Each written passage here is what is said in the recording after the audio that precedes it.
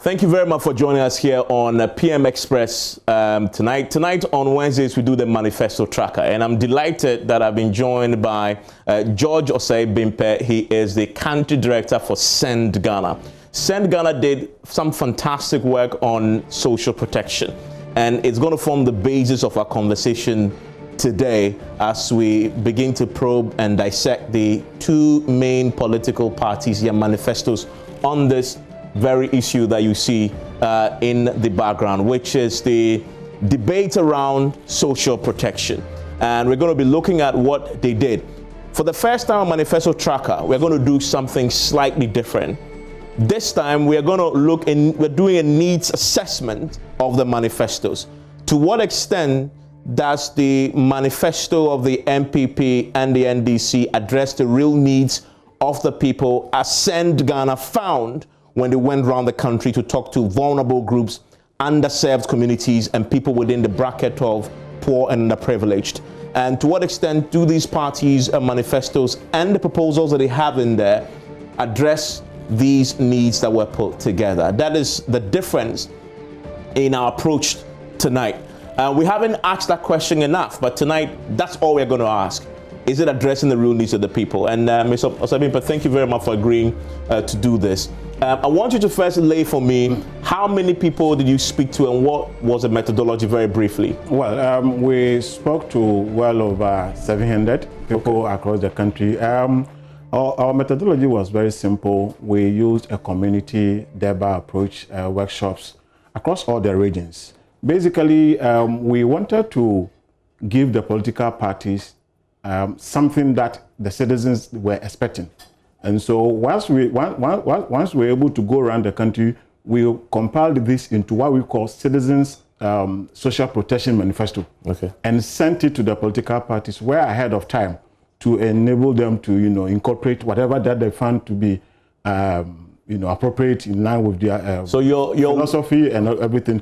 Basically, helping the political parties to get into the minds of the people. Yeah, rather than for the political parties to sit in their headquarters, use all the academicians and whatever, and draft something that may not reflect the needs of the people. Exactly. Okay. So we wanted to do something new and innovative, and that is why we went around the country. We talked to different segments of the vulnerable groups. I mean, people with disability, women, adolescent girls. That's very interesting. Women, farmers, children in school, and so on and so forth. We try to segment it and have time for each of these people, basically listen to them. And so everything that we submitted to the political parties were basically their ideas. What they told you? Well, what they told you they want to see? Well, interventions that they think will address their needs, their challenges. We can group them into 3 areas. Don't go into details yet. That's exactly what we're going to be doing tonight. So let's start. Let's start with, as we always do on PM Manifesto Tracker, the numbers, the social protection numbers. And this is purely counting the number of interventions that each party is proposing when it comes to the sector. We found in the MPP NDC manifesto as many as 88 interventions or programs that they are putting forward around social protection. I mean, and for an NDC, which is a social democratic party, you probably will understand why. This is where they play. This is they believe this is their comfort zone, and so you see a lot of emphasis on it. For the MPP, the number it's significantly less in terms of how much they are proposing to do in the area of social protection. Mr. Bimpe, I saw your document, and you see the red. When we come to that, you see that the MPP set part has a lot of red, which means that they were very light on social protection interventions, correct? Yeah, well, I think I need to give a caveat. Yeah. What we tried to do was not to look at what they have done. Okay. What they have done, because we are being futuristic. Yeah. They are only telling us what they will do. Yes. So we counted only what they will do. And so and in that sense matched it with what the people told you. So let's go into that. Let's go into that specifically now.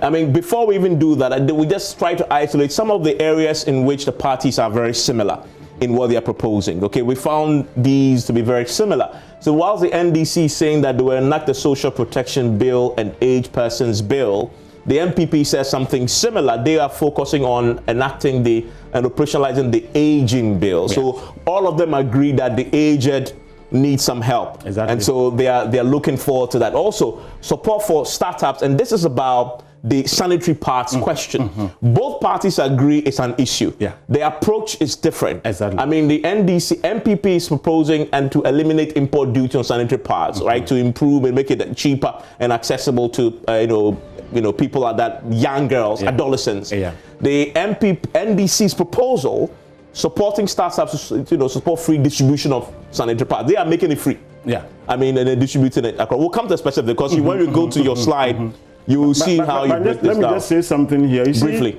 what we try to do is not to pass judgment. Yeah. We put this in out there for the citizens to make meaning. So in terms of the trajectory that they are using to solve the problem as espoused by the citizens, it's up to them to make that choice. Okay. And so we leave it as it is. So the parties to decide. Yeah, okay. And then the citizens themselves will decide which of them they find appropriate. So I guess the important thing to emphasize here is, and when we come to your analysis, we'll see what exactly did the people say they wanted, how they wanted, because some of them are very specific. How they want it. Either they want it free or they want its access as a problem. We'll understand. This is also something where it's common. Affirmative action bill. It's very common to both political parties. The NDC is proposing to enact it. The MPP is also proposing to enact it, right? I mean, it's been before Parliament for a long time. Thankfully, we have two of the most qualified representatives of the two main political parties on the subject, both of them women. I'm delighted all the time when I have only women guests on my show. I am excited. And people say I get biased because I don't ask them as tough questions as I do the men. But listen, when we are talking about affirmative action and gender equality, the question has to be the same. And so tonight we're going to try and be as thorough as possible, because we're doing this for you, so you can understand what they're proposing, so you can at least come to a conclusion where to pitch your tent. Let's go into Sen Ghana's analysis. Now, I want to quickly do the color coding, explain the color coding first. It's important. When you see red, what does it mean? When you see red, it means that what the party has said, or the party didn't say anything in response to the demand made by the citizens. People. Okay. So red means party didn't propose anything. In other words, they were not responsive to their demands by the citizens. When you see yellow, it means that they said something, but not in direct response. Okay. So they may have said something that will address the problem. So let's say I want to go to Kumasi. The problem is getting the car or vehicle. We said we want one particular vehicle. They said they will give you another one. They'll give you something to get to Kumasi. I don't want to get into that debate of Okada. I know. That's maybe what So, we see it as something that is an alternative solution. Okay. So what the people actually we don't expect the political parties to be put in a box. Yeah. Once they are saying something that will address the problem, then we it may not be as exact as in the yellow. That's what it says, but it's addressing it addresses a part of the problem in a different way. Exactly. Okay. So that's what yellow means. And then when you see green, it means they are bullseye. They have said something that directly deliver on the demand that people told you. Okay. Exactly. So let's start with the Livelihood Empowerment Against Poverty, LEAP. One of the biggest interventions in that area for people who are very poor in our society.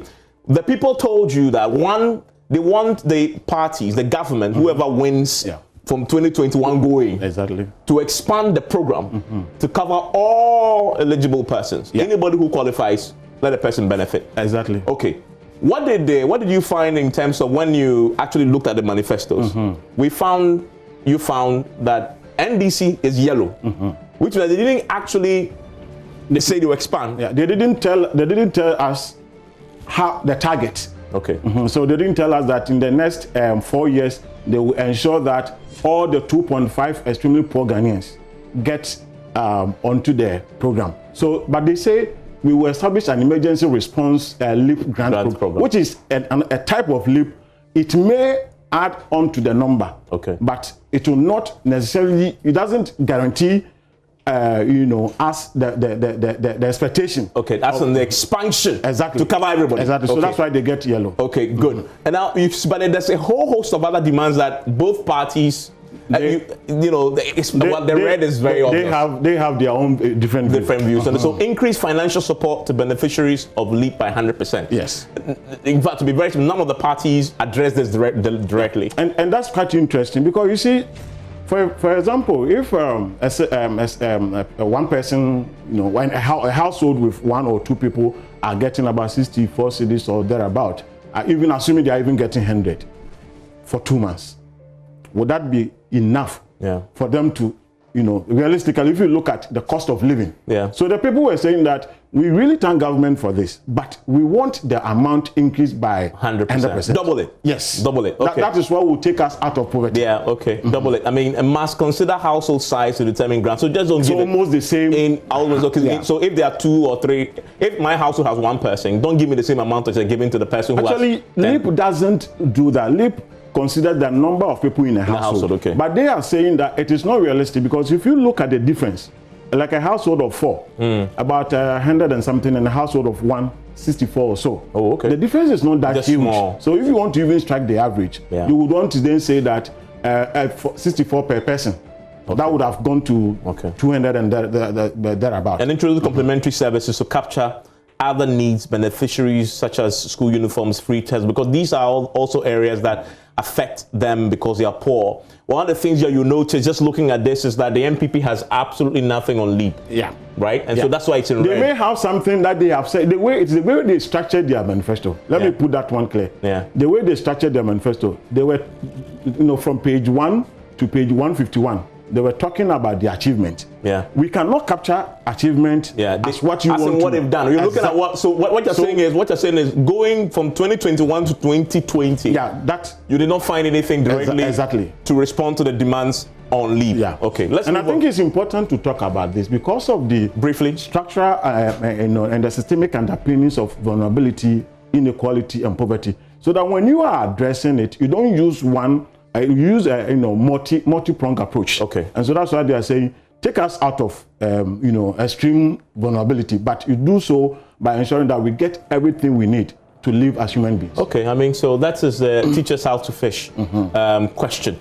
Now, this is an interesting one. The national health insurance is a big area for people who are extremely poor. I mean, this first line, increased coverage of the NHIS to cover all eligible indigent groups. Now, this is a big debate last week. We did health on Manifesto Tracker last week. And the NDC is proposing on that increasing NHIS cover to all persons. NDC is proposing exempt persons aged 65 years and above, give priority access to PWDs. Right? So you say green. So which means that they address the challenge. They have addressed the challenge, not completely. Because there are certain, and indigent is not a good word for me to use. Let me say extremely poor people. It's not in development field. We no longer use it. So pardon me.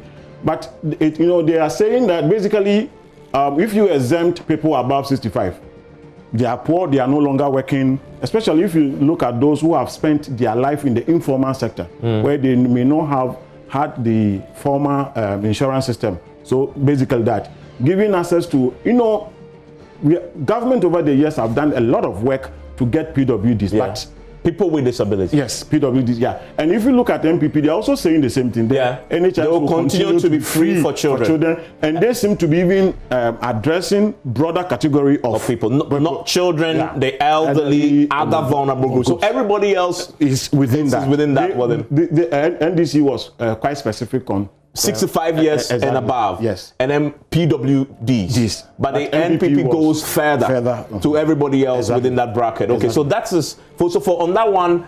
We give them green because it is in direct response to the demand.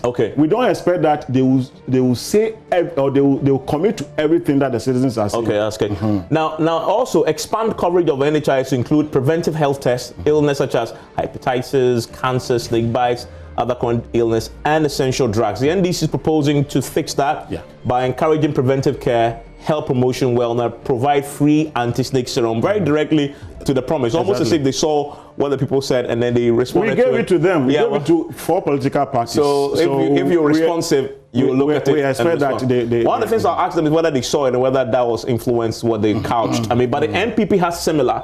Bring health promotion and prevention as part of primary health care under the NHIS, also attempting to address that. Which basically will address cancer, presumably. Will address all those. But we are interested in the issue of hepatitis and cancer because you see, a lot of vulnerable women, cervical cancer, poor people are now going through even prostate cancer, but very expensive to treat. Very expensive to treat. But not covered by the NHIS. Exactly. So expanded.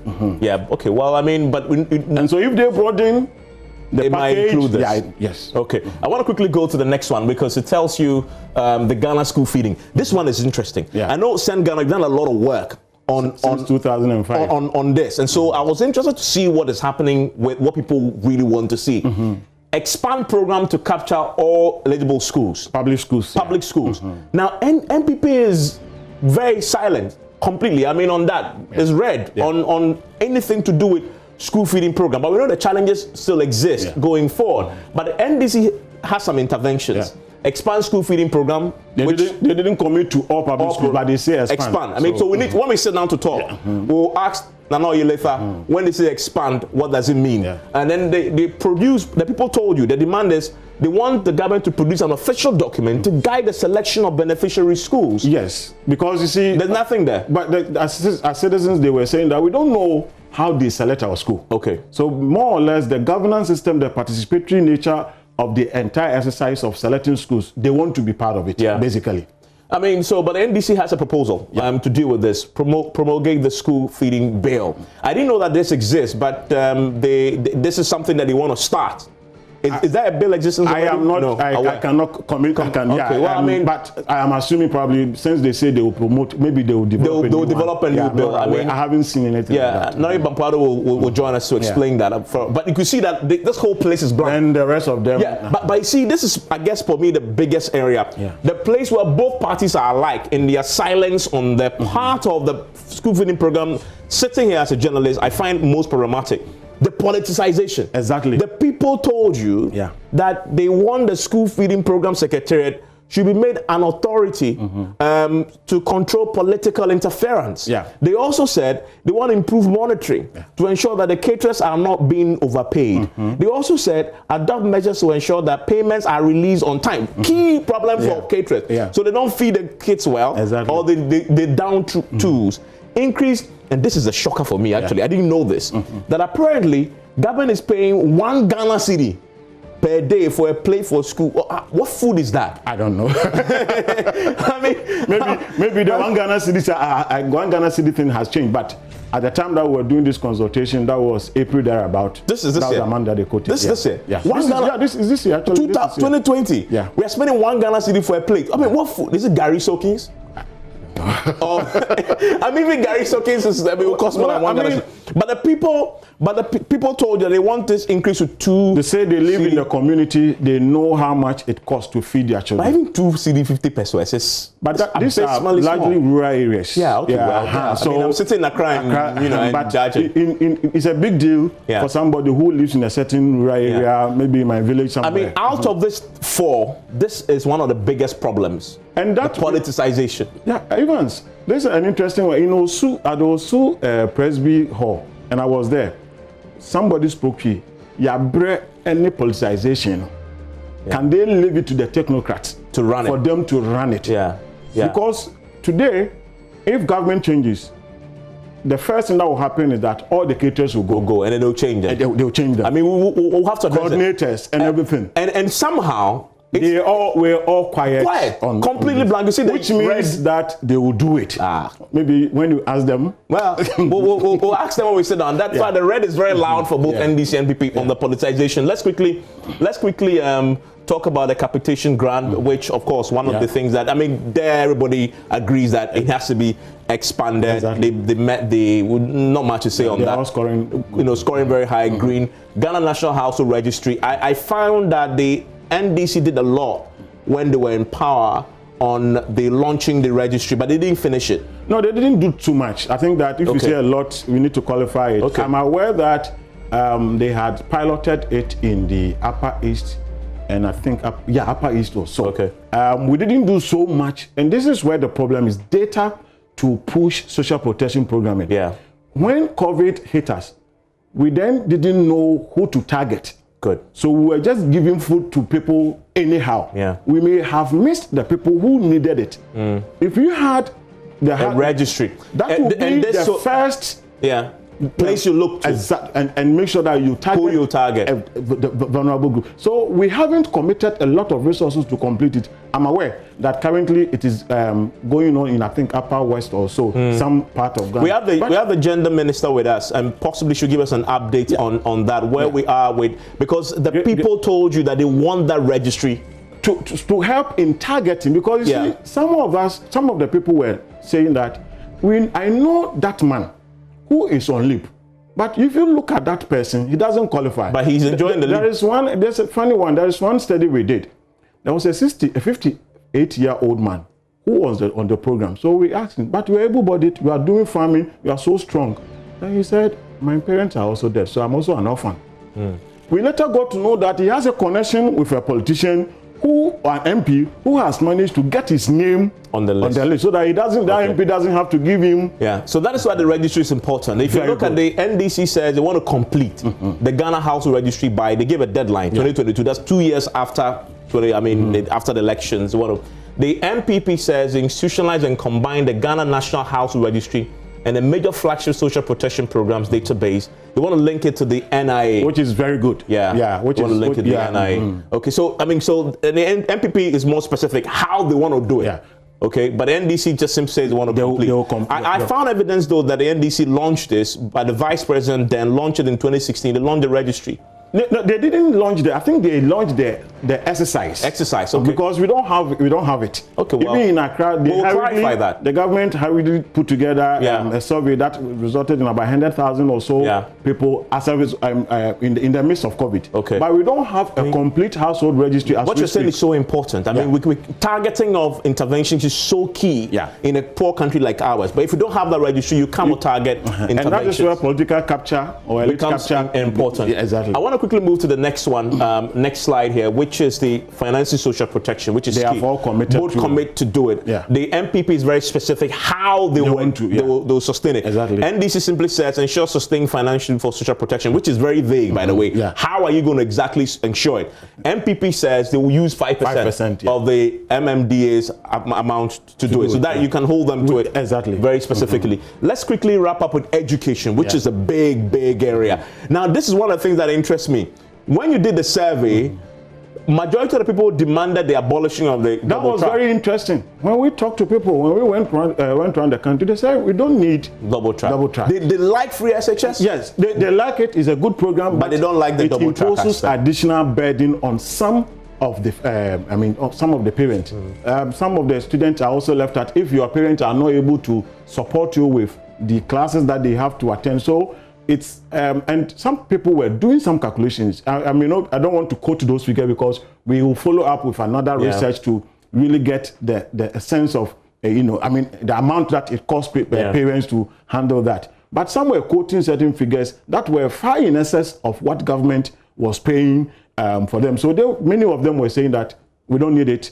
Let us have one stream that all our students will go at the same. Our children will go at the same time. And we know one of the biggest interventions, the difference is the NDC now proposes to do exactly that. Abolish that. As you can see, the red there for the MPP, they didn't say that's not their approach. But when it comes to the next demand, develop a clear funding strategy for free SHS. Again, both of them score green. And MPP says it will consolidate free SHS and free TVET. Because again, if you come to the other demand, which is that extend it to cover TVET, both parties have an intervention for that. They're using different trajectories to achieve the same thing. NDC says they will expand it. Free TVET at the secondary, tertiary level. They are very specific where they want to do it.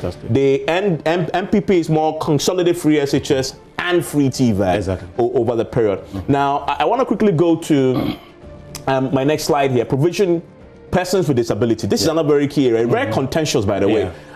Provide mobility devices at no cost. Disassemblies made to responsible for disability-friendly structures, which is key. The people you spoke to, they're pretty alert at what they really need. They articulate them very clearly. Evans, when we sit in Accra and assume that people do not know what they need, that is where we get it wrong at policy design. When you talk to these people, what they know, we do not know anything close to what they know because they feel it, they live it, they live that experience. And so when they tell you what will work, we have to listen to them. Okay. And I see that the NDC scores a lot of green in this area with persons with disability. Yeah. Equally MPP as well. I mean, with the exception of treatment of children under 5 years at no cost, provide support services for parents of children with disability. This NDC intervention is an interesting one, that they are going to provide tax reliefs for working parents with special needs children, so they can hire care for 24 hours whilst they are working. Yeah. I thought that was interesting, but the question then becomes, why are you going to find the money to do this? Well, it's for them to answer. For them to we don't pass value judgment. Because I get that. I will leave them to answer that question. Yeah. Women, children, and adolescents. Of course, for me, I like this NDC intervention about 4 months extension, because they actually the people wanted 6 months. 6 months. I mean, so why didn't the NDC do 6 months when they saw what is hindering? We'll ask them. Well, I don't know. I will not get hazard any. They proposed 4 months. Yeah. MPP is quiet on that particular demand. And then the parts. We saw the parts question. Make parts more accessible. Both parties score green. Exactly. They are addressing that challenge. And force laws to protect children, teenagers from sexual abuse. NDC has an intervention. Yeah. The MPP is silent on this, although we know that this is a big problem. They may have done something, or they may in the past. Yeah, but they do not appear futuristic on that. That's why we. In other words, I mean, by the way, the manifesto is for 2021 to 2024. So what we are saying is what you have done. What we are saying is that going forward, they have not proposed an intervention to fix the problem of child and teenage sexual abuse. Exactly. Which is a key point. This one will interest you too. Which is the depoliticize the focus of mass law and ensure that majority of women benefit. Yeah. That is another big problem, because we know mass law has become a political tool. Well, what we got, the sense we got from the consultation was that largely, if you do not belong to a ruling party, you're likely not to get it.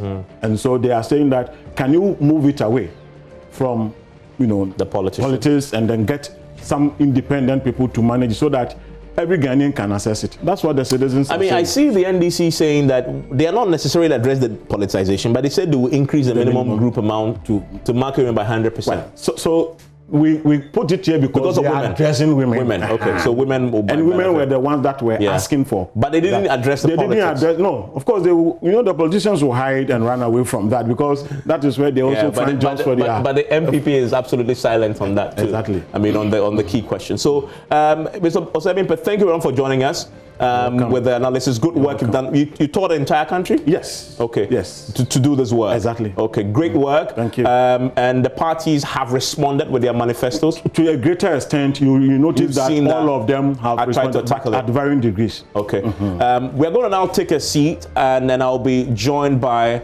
Nanoye Bampoado, who of course is a former Gender Social Protection Minister. Speaks for the NDC on that subject, and I'll be joined also by the current minister in that sector also. She's been on the show before, by the way, and I'm very looking forward to hosting these two very able, capable ladies to articulate what their parties are proposing to do in this area. Affects the majority of this country. Then Ghana is made up of majority of people in this particular sector. Yes. So this is one of the areas that is very special and dear to my heart. Stay with us. When we return, we'll get into the details. And thank you very much for staying with us here on PM Express. As you know, as I've announced earlier, I've just been joined in the studio by Cynthia Mamley Morrison, who is the Minister for Gender, Children and Social Protection. Also joining me is Nanoye Bampoado, who is the former Minister for Gender, Children and Social Protection also. I'm delighted to have you both join me. This is the first time I'm having two women on Manifesto Tracker, and so I'm excited to talk to you. I want to start with one of those areas that it's one of those that have traveled so long. Affirmative action. An affirmative action bill. I want to start with you, Minister. Where are we? Thank you very much. You promised to enact it. Yes. In your manifesto. Thank you very much. Thank you to your viewers also, and then my sister. And the affirmative action, the last time I spoke to you about, is now with the AG again. We took it to cabinet, and then my brothers and sisters with disability, they wrote to me specifically to say that they have to be part of it, even though it's women, they won their role. So we had to add them to it. And then it has to go back to cabinet and go to AG for correction, and then she brings it back to her. So it's in the final stage. Committee in cabinet, gender committee was supposed to have looked at it, but it has to go through cabinet for approval before it goes back to them. So it's in the final stages. We just put our sisters in there to make all of us very comfortable. Okay, here's a big question though. I mean, you're promising in your 2020 manifesto, I mean, going to 2024 to pass it. Yeah. But you've had 4 years to do this and you haven't done it. So where's the credibility on the subject? Why should we believe that you can do it for the next 4 years when you haven't done it for 4 years already? You have to believe. My only worry is that we have only a few months to go before the election. Otherwise, we would send it to Parliament for you to know that we are very credible about it and we are very committed. Did he ever go to Parliament at all in the last 4 years? No, it doesn't go to Parliament. He's never gone to? No, it goes to Cabinet. But I thought it went to Cabinet. It went to Cabinet. Cabinet approved. Cabinet committee, not Cabinet. Cabinet committee looked at it. But we had a letter from our sisters with disability, and which I agree with them 100%. So we had to insert their portion into it. And anytime you touch it, it has to go back to Attorney General before you can take it back. Madam Morrison, 4 years. It's not 4 years. Last time you've had 4 years. The last time I spoke to you about was when I told you they brought their request, and so we had to add. But you agree it's 4 years. I mean, you've had 4 years. I know. Yes, I mean, so 4 years to get one input in, that hasn't happened. Not 4 years to get one input in. The last time we met was like less than a year to get that. So I wonder, between 2017 to 2019, what happened to the affirmative action bill? It's in and out. You know, but isn't that a problem? It is not a problem because affirmative action does not only consist of people in the ministry, different people. So people bring their views. It's been there before. People bring in their views. People bring in correction. You take it to Attorney General. There's a little challenge. You have to go back and forth. It's not that simple. We don't want a situation where it will get to Parliament and then to be flawed. Because if you're not careful, you can send a bill to Parliament and it can be flawed. And that is what we are looking at, that it should not. So for the people who, and you saw the St. Ghana survey, majority of the people they spoke to said they want that passed. And we want that too. Okay, so for those majority of people who want that passed, I mean, you're listening and watching tonight, they will ask the same question I asked you. I mean, so they were in power. Why should we trust them? You say, well, now it's going to go to Attorney General, we're going to fix it, go back to Cabinet. But you don't have a good track record on this. We do. We do. Because they'll say if you did, you would have had it passed. Oh, it's not a matter of passing. If it passed and it's not complete, assuming it was passed, where will our sisters with disability be? So it's a good thing that we have them also on, and that is the main reason why it will delay. I believe it is worth the delay. Okay. Madam Oye Bampado, in fact, it's the same story for you. No. Because when you were a minister, the bill was still there. The bill had preceded your coming into power. No. If you check the track record, the bill had been talked about, had been drafted and moved around. In many shapes and forms. No, that is not. You can even you have a fact checker. You can check. It was not. There was no draft. It was during the tenure of President John Dramani Mahama that the bill was drafted. It's very unfortunate that despite the fact that MPP promised in their 2016 manifesto that they would get the affirmative action bill, and it's actually the gender equality bill, that they would get it passed, they have failed. They have failed with respect to that promise in the MPP manifesto. Now, for the NDC, under President John Dramani Mahama, we drafted the bill. There was a 21 working committee made up of civil society and other stakeholders. We had engagements with the Gender and Constitutional and Legal Committee of Parliament. The bill was drafted between the Gender Ministry and Attorney General. It was submitted to Cabinet. It was referred to a Cabinet subcommittee. And then ultimately, Cabinet approved of the bill. It was sent to Parliament. It went through a first reading. That was in 2016. And then unfortunately, and it was referred by Parliament, the Speaker of Parliament, to the Joint Committee on the Constitutional and Legal and Gender. And then we lost the election and then it lapsed. So when you make a comparison, over 4 years, NDC really went far in terms of, so in fact, MPP in January 2017 inherited a draft bill. That bill was lying in Parliament with the committee, but because according to our laws, it has lapsed, they now had to go through the process. So when you compare, NDC did a lot of work. We went all the way up to beyond first reading. MPP over the 4 years has not even been able to get cabinet approval of the affirmative action bill. Okay. So this is the situation presently. So you talk about fact checking. I just pulled up there, and I was citing Abantu. Abantu yes. In June 2020, part of their advocacy, issued a statement, and they detailed the history of the bill.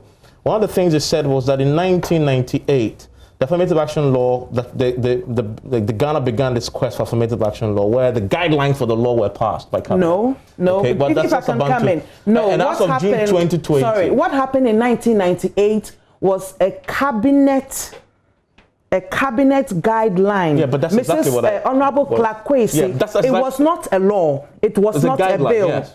It was an this was the executive arm of government under Jerry John Rawlings, coming up with a guideline that was actually implemented and managed by an Honorable Clark Kwesi, where they even talked about a 30% representation, automatic, of females at the district level, automatic, of the government appointees, that 30% should be women. So it was just a government policy guideline. But had nothing to do with an actual law. It was actually John Evans Atta Mills who started that process. That was when the first real movement was started. Yes, but it was not. There's a difference between a bill and bill under the legislative arm of government and a policy guideline under the executive arm of government. So you need to make that distinction. But this policy guideline was a cabinet document. It was not a bill. Yeah, I get it. It was not an affirmative action bill. But that's what I said. That is a guideline that was developed by cabinet. It was a government executive policy guideline. True. It was not when the process started. But the process started under John Evans Atta Mills, when there was we had the Women's Manifesto by Abantu and Netright, and the whole one of the main proposals under the Netright Women's Manifesto was to come up with an affirmative action bill. You mentioned Abantu. It was in 2008. 2009 that the whole advocacy for an affirmative action bill started. That's what I'm coming to, because you mentioned Abantu and they did the tracking, and so this is what they say. I have no reason to doubt it. But I come to 2009, which is one of the things you cited. Remember that is an NDC administration as well, right? So 4 years, nothing happened. John Mahama was the vice president then. Nothing happens. Just Evans, we are talking about. Just a second. I'm tracking. 2013. This is about track record. This is about track record. Okay, then let's go back to President Kufuor. And then be very fair. No. I want to stick. Evans, I want to stick. Let's be very fair. No, I want to stick to. Let me ask my question. President John Ajekun Kufuor. If I ask my question, you understand. No, if that is your mode of if that is your mode of analysis, I'm speaking to. Then go back to MPP 1. You represent the NDC. If that is the mode of your analysis, you represent the NDC. Go back to MPP 1. You represent the NDC or you represent the MPP? Let's be fair with analysis. Do you represent the NDC? It's not a matter of what I represent, but a matter of you being objective and looking the NDC at or you represent 1, the MPP 2. That is what you should look at. You represent the NDC. So I'm asking about the NDC's track record. Not so ask about MPP from John. John Kufuor is MPP. Yes. So ask about affirmative action under John Ajekum Kufuor. I'm asking you. You are the moderator in this debate, and you have to be fair.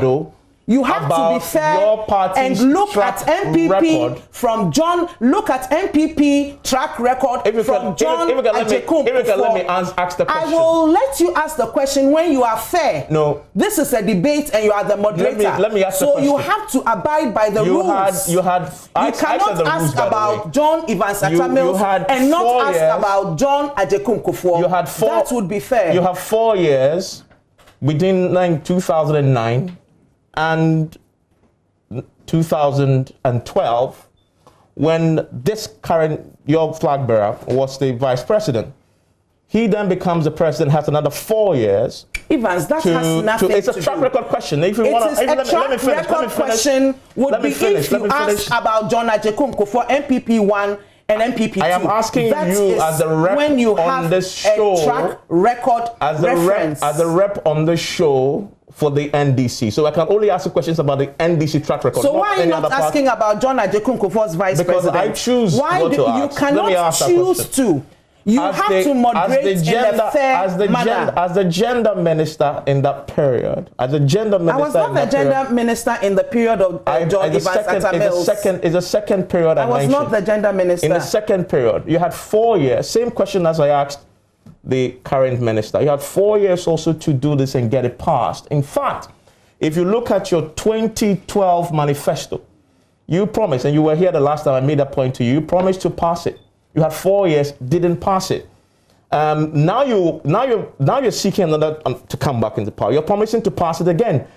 Why should we believe that you will? When in that 4 years, you did not keep that promise to pass it. We kept the promise. The people of Ghana should believe NDC over the MPP because we promised that the affirmative action bill will be passed, and we did more work with respect to that. But you didn't pass it. What did we do? Your promise was to pass it, not to send it to Parliament. We were able to get cabinet approval. We sent it to Parliament. So as the NDC executive arm of government, we did our job and sent it to Parliament, which is the legislative arm of government. So it was now within the purview and remit of the legislative arm of government over which we do not have power as executive. Please, can I finish? No, let me ask my question. No, let me finish my point. You made a promise in 2000. You made a promise. You have asked the question. Let me finish answering. Promise. I am answering that question. So be patient and wait.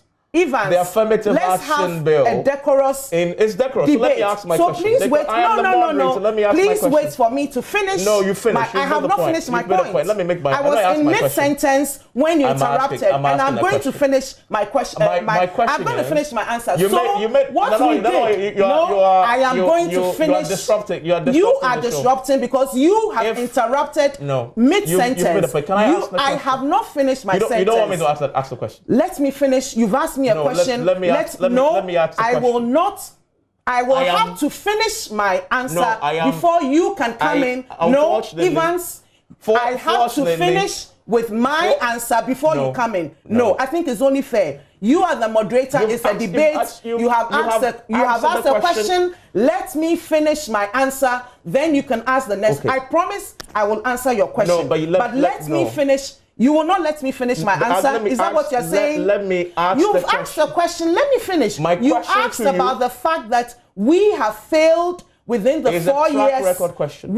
It's a track record, and I'm answering your track record question. 2012 Evans, we are looking at 2013 to 2016 and 2017 to 2020. Allow me to answer the question. Let me answer that question. I was mid-sentence. Let me finish answering the question. Okay, it's only fair that as a moderator, you allow your guests to finish their questions. If you listen to my question, you know that it's a second question to ask now. Let me finish the first one. Then you can. No, you're disrupting the show. I'm not disrupting the show. You're still live on PM Express tonight. My guest in the studio is still the gender Children and Social Protection Minister, Madam Cynthia Mamley Morrison. Also with me still is Nanoye Bampoado, who is the former Gender, Children, Social Protection Minister. I want to go back to Madam Cynthia Morrison. Madam Morrison, so you've given us a sense of where we are, where you are with the bill. You talked about the challenge that you have currently and where it is. What are the timelines going into, because you promised in the 2020 manifesto to have it passed. What timelines do you have for the people, for example, that Send Ghana spoke to across the country who are expecting that you pass it? Evans, next time, don't do this to me. You said the program was starting at 10.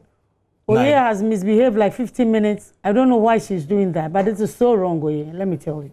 I was just composed. I came all the way from the constituency, you know that. I'm so composed and watching you. It's not right.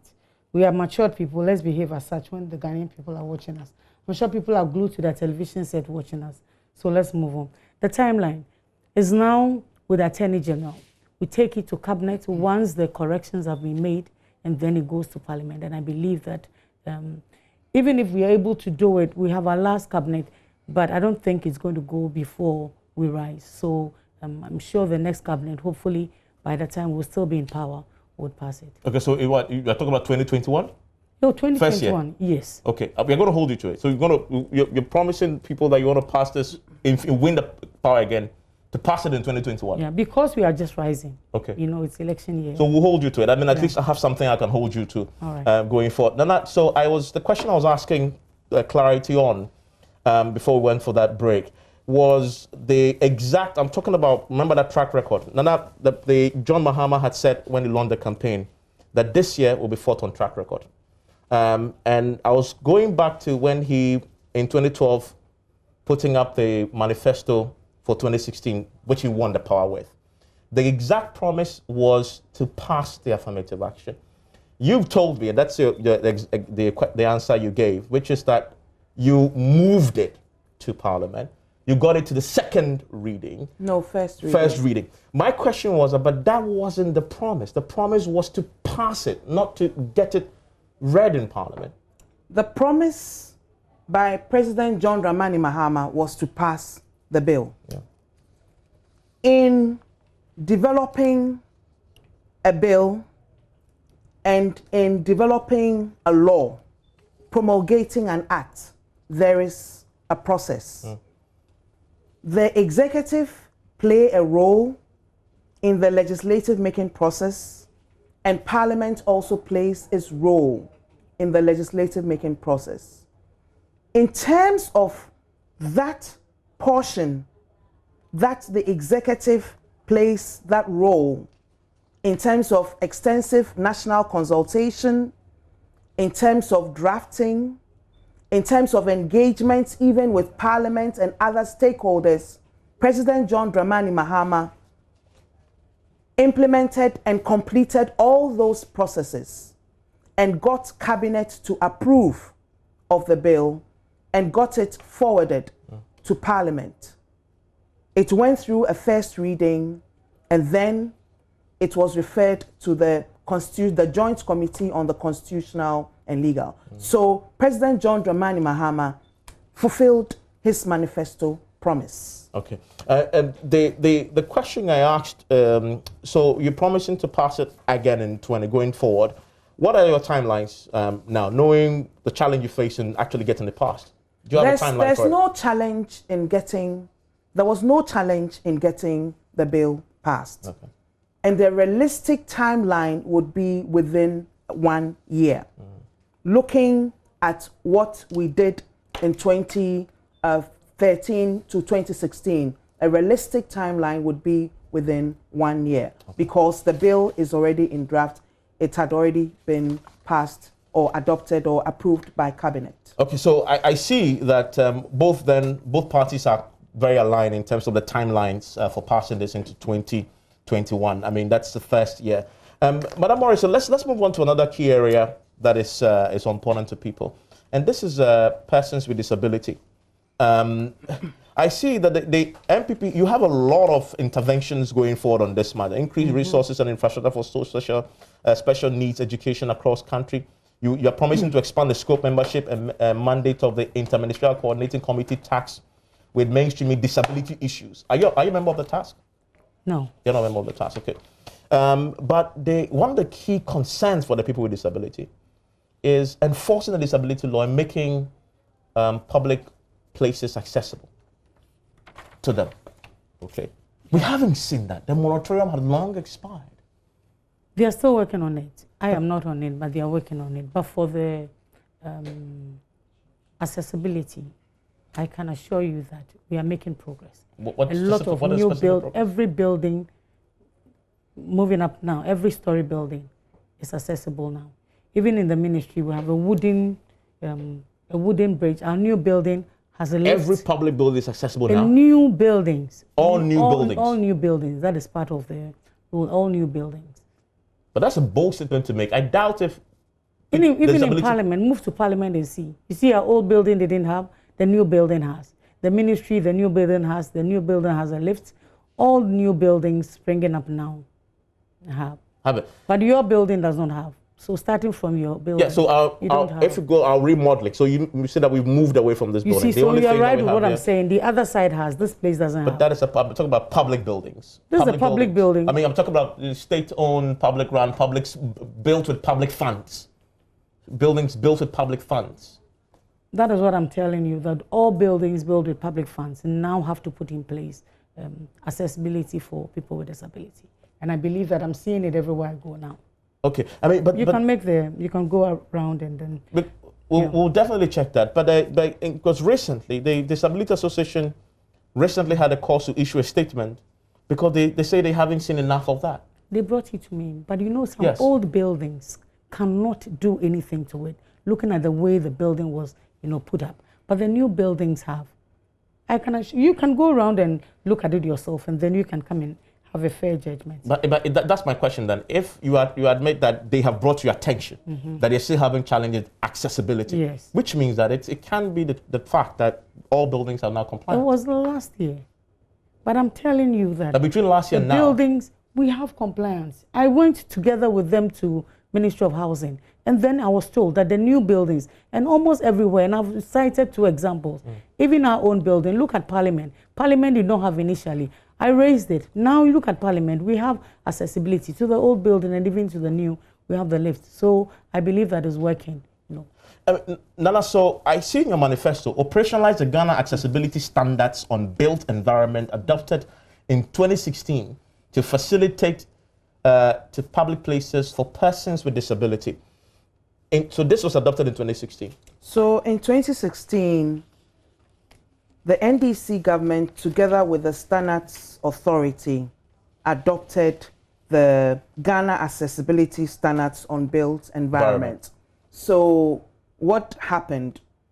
These standards determined even if you had to make your public building or your building disability accessible, the gradient of the slope, the strength, if you had an elevator, what sort of modes you could use, what sort of equipment you could use to make your buildings disability friendly. So this was what the NDC did in 2016. And so in 2020, our promise to the people of Ghana is to ensure that those standards are operationalized so that every single building that the public have to access is made disability friendly, and that when you're making your building disability friendly, when you go to town and country planning for your building permit and they review your designs, it will be in accordance with the Ghana Accessibility Standards on Built Environment. That has been approved, and in fact that was actually adopted and drafted by the Ghana Standards Authority and the architects and all the relevant stakeholders. So this is actually in place. Let me read you a quote from August 9, 2016. And this was a time when the Ghana Federation of Disability Organizations took to the streets, demonstrated. And this is a quote from Mr. Yaofori Deborah, who then was the president of the Ghana Federation. You might know him. I know. And this is a quote. It says, the GFDO conducted a gap analysis of Disability Act 715 and came out with some lapses. We documented all these gaps and sent a proposal to the Ministry of Gender, Children and Social Protection, that must have been your ministry, for a review of the act, but nothing has been done. Because we're not happy back then that your tenure didn't do much for this, to move this forward. In terms of a review of the act.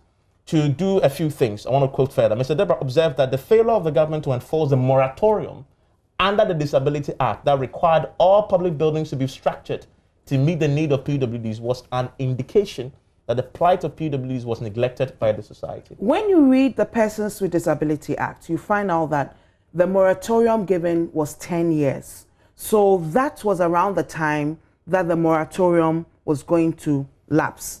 Now, in terms of developing these standards for built environment, there was a whole long process because it has to do with buildings, it has to do with engineers, and so the Standards Board had to do a lot of engagements with several stakeholders, town and country planning, with the engineers, with the architects and all that. So we worked with the Standards Board. It took over a year, and that was why it was in 2016 that we were able to now finally finalize and then get it approved and adopted and then shared amongst the stakeholders. This was in August. Mm-hmm. At that time,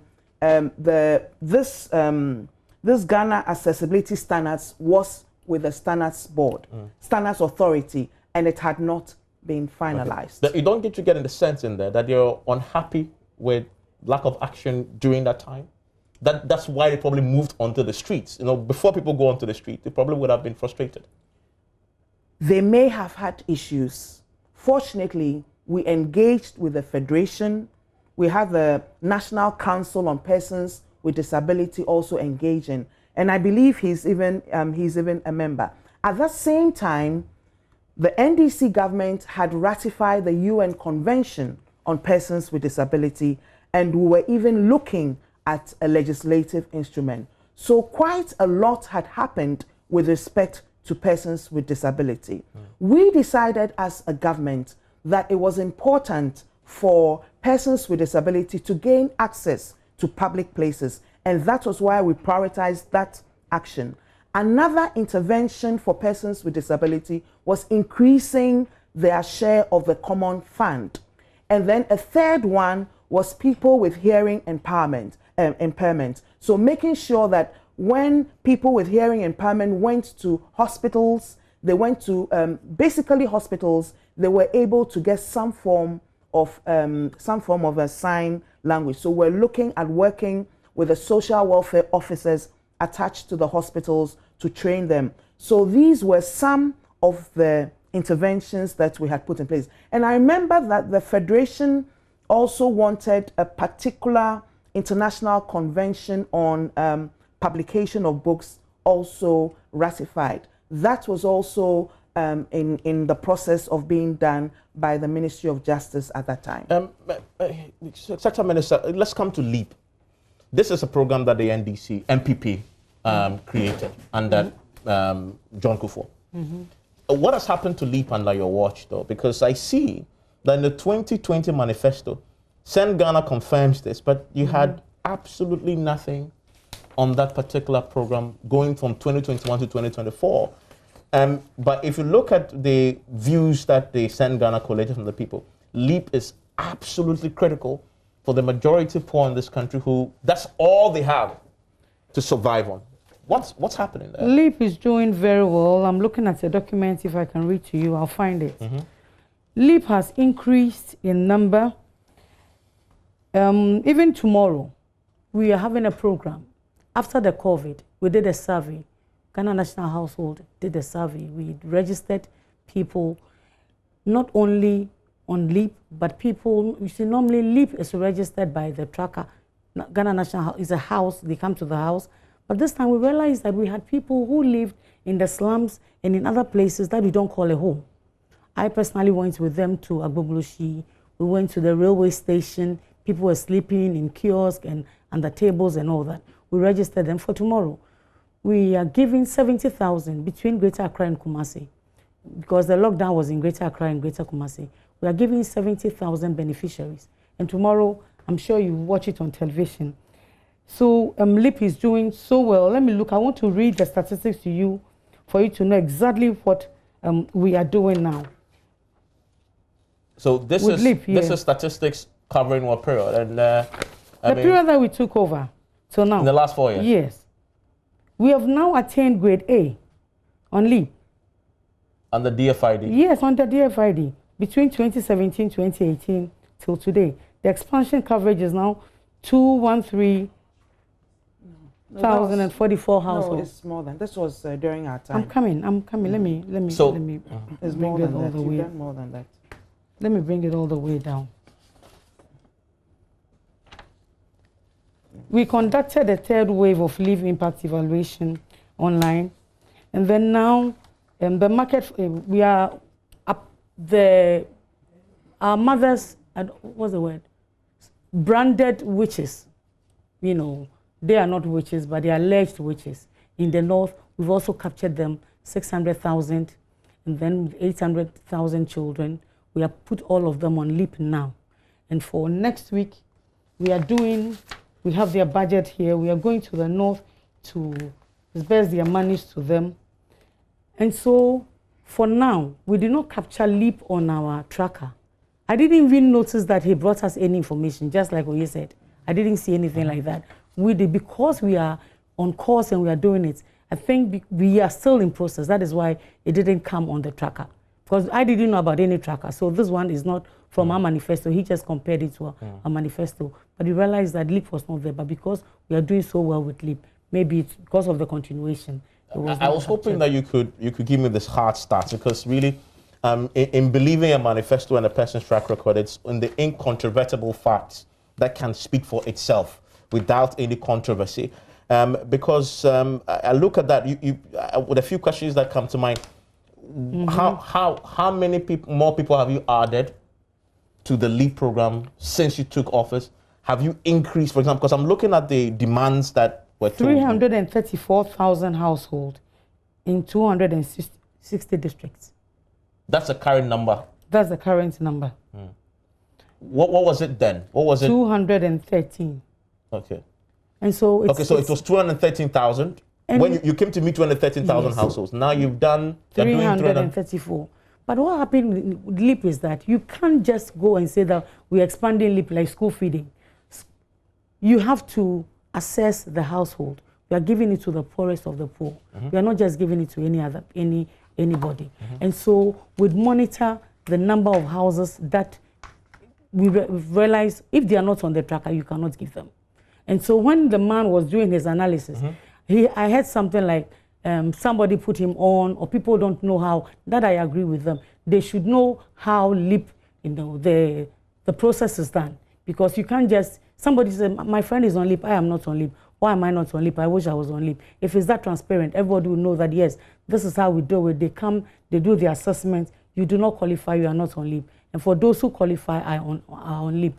But for now, for what we did for COVID, we have registered 70,000 that we are going to give between Greater Accra and Greater Kumasi. Okay. But the national household is taking stock. They did Upper East, we are doing Upper West, we are doing Savannah, we are coming to Volta, not you, we coming to Volta, we are doing Central. And then also when we finish the household registry, that is when you can put somebody on LEAP to know that this person actually has to be on it. On LEAP. So in 4 years, you've added, from the figures that you gave, you've added just around 100,000 people onto the LEAP.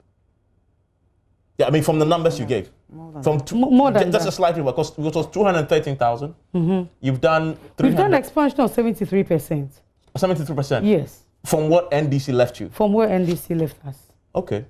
From where NDC left us. But LEAP is not for everybody. That is what we have to know. True. LEAP is for the poorest of the poor. And so when we look at the numbers, you think that we are lots of Ghanaians. But it's not everybody that is poor. Children on school feeding, the school feeding, it was supposed to be for the poorest of the poor in the poorest areas, but now is expanded. You come to Greater Accra, you think there's no poverty in Greater Accra, but you go to even East Legon, Baweleshi and all those places, you realize that schools have school feeding. The area looks like a posh area, but we have deprived. In fact, it's those people who are in those areas that are even poorest, because living standards are more expensive in Accra. And a lot of people are living in the uncompleted houses and their children go to school. So if we look at the tracker and we think that East Legon has a school and maybe somewhere in the central region does not have a school, but the children in that area, even in Tema, have children in deprived areas. Madam Morrison, so the question to you is, in spite of what you said you've done, I look at your manifesto and you have absolutely nothing on LEAP in terms of going forward, 2021, 2024. You are not addressing the people's needs at all in terms of what they want to see in LEAP, expand the program, it doesn't mean we are not doing support. anything. It doesn't mean we are not But doing the NDC that you're competing with, they have a lot of interventions that they want to put forward in the LEAP going forward. It's true. It's a competition. I know it's a competition, but the people on the ground know what we are doing. If you please these people alone, that can win you the elections. They know what we are doing. So why have you abandoned them in your manifesto? Maybe on the paper, but the people on the ground know what we are doing. Not on the paper in your manifesto. Just this evening, around 4 p.m., I signed our 69th cycle of LEAP, and the people are really enjoying it. They know that the money is coming. It's not coming like it used to be. It's on time.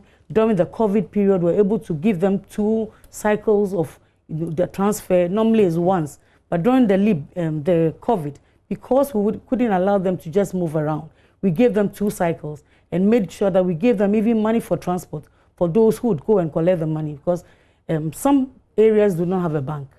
So with the areas that do not have a bank, they have to maybe travel to the bank and collect their money. And then areas without a bank also, the banks move to them. But with COVID, a lot of banks decided not to move because they were afraid. And so we even gave them money to move out to collect, their money. So LEAP is doing very well. So if it is not on the manifesto, the people on the ground know exactly what we are doing, and they know that we are doing very well. Nana, so you say in your manifesto that you're establishing the Emergency Response LEAP Grant Program. What's that? Yes.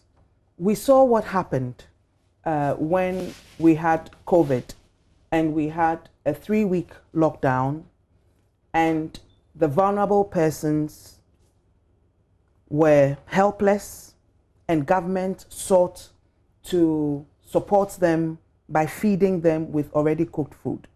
We saw how it was messy, it was disorganized, it was not targeted, and so at the end of the day, the vulnerable persons in the COVID-affected communities who were supposed to have received that support from government were not able to receive that support. Now, when we were in government under President John Dramani Mahama, we had humanitarian crises and disasters. The dam up north broke, the Bagri Dam. We also had the June 5th disaster at the Kwame Nkrumah Circle and its environs. We were able to address these problems and humanitarian crises because the NDC had a plan. We were able to effectively target the vulnerable people who were adversely affected.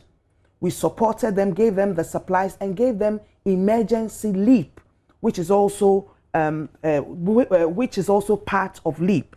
So now, because of COVID, there's a lesson learned. In fact, when you look throughout our People's Manifesto, you find out that COVID is integrated throughout from A to Z.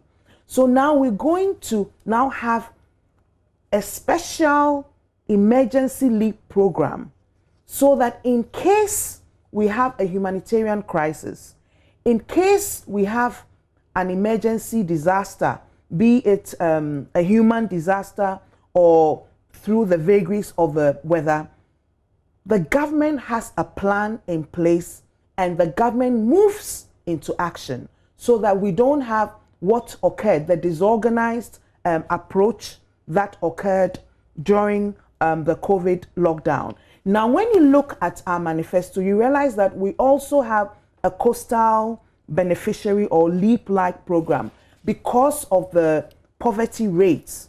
Now, Central Region is one of the top 5 regions in terms of poverty.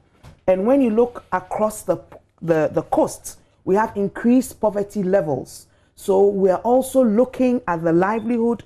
We're looking at artisanal fishing, and across the coastline, we're looking at a livelihood empowerment program, even within the deprived urban settlements, because you realize that for LEAP, how poverty affects the rural areas is different from how poverty affects the urban areas. So the NDC in our 2020 manifesto is also focusing on deprived urban settlements.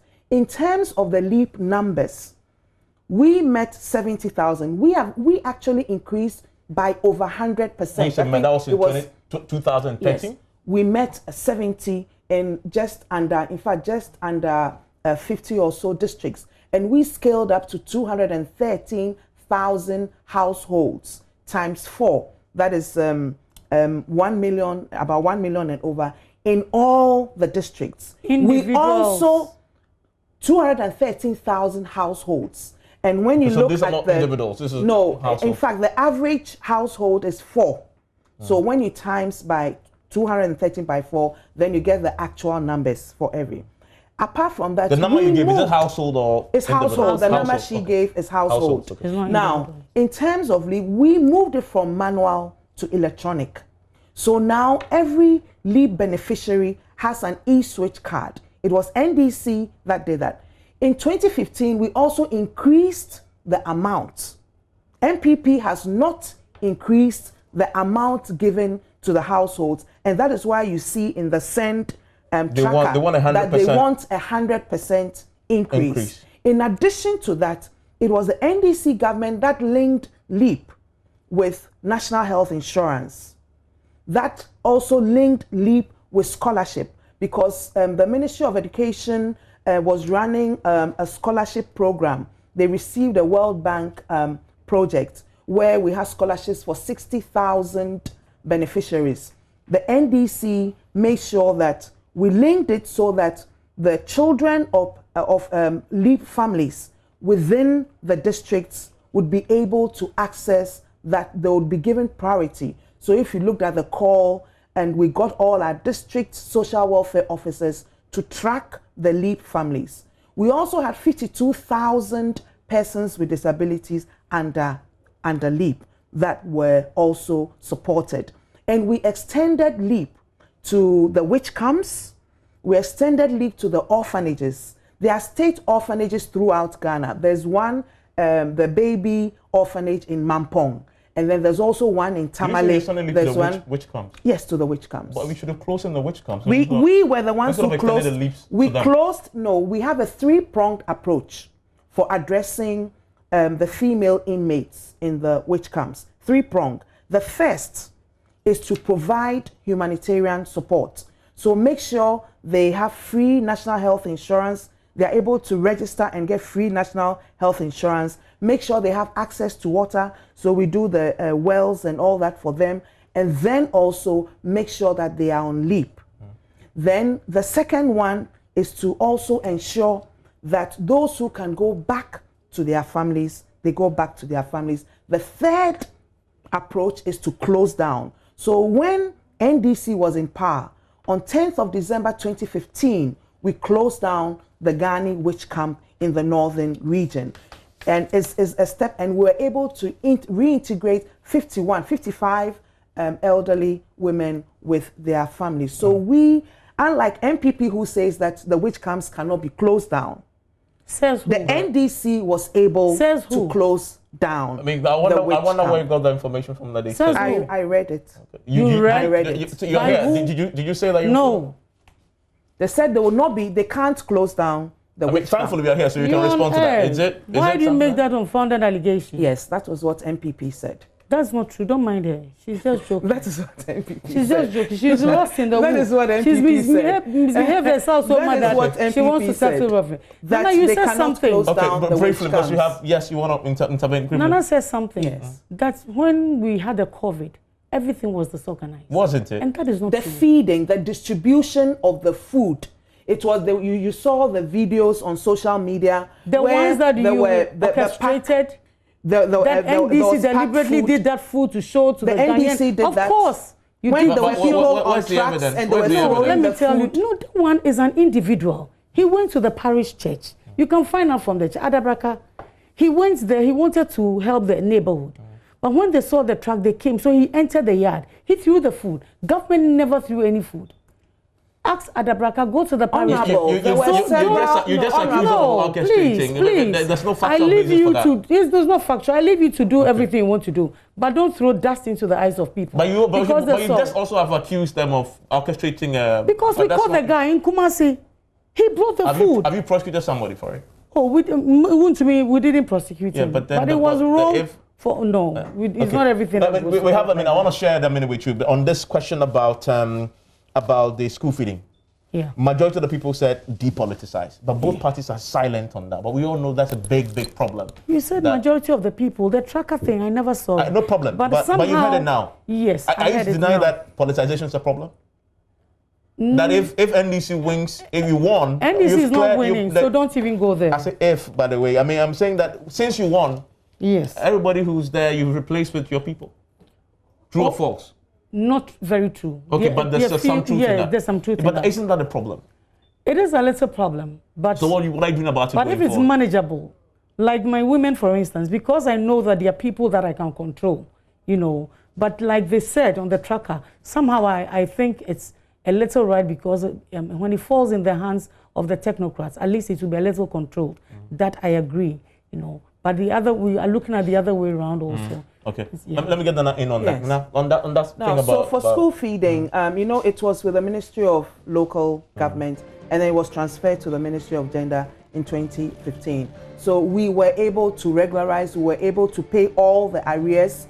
We got 1.7 million pupils on. We got 5,000 caterers. We were able to ensure that they sourced local produce, and then to crown it all, we were able to create a system and ensure that there was a policy, a school feeding policy. We even drafted the bill, but unfortunately that also But the people asked for that also, guideline. Yes, so the bill, the legal framework would have addressed a lot of the issues that the tracker by SEND identified. That creating that legal framework to ensure you dispute it. Oh yeah, you left an arrears of 3,198,000. That is not true. If you forgot, this is just a symbol paper. This is not true. It is not true. Leave arrears of 3.1 million. We did not. We came to pay for it. And actually, the contracts for all the caterers under MDC was terminated by she's confirmed part of it. Yes, it was all terminated. That is why the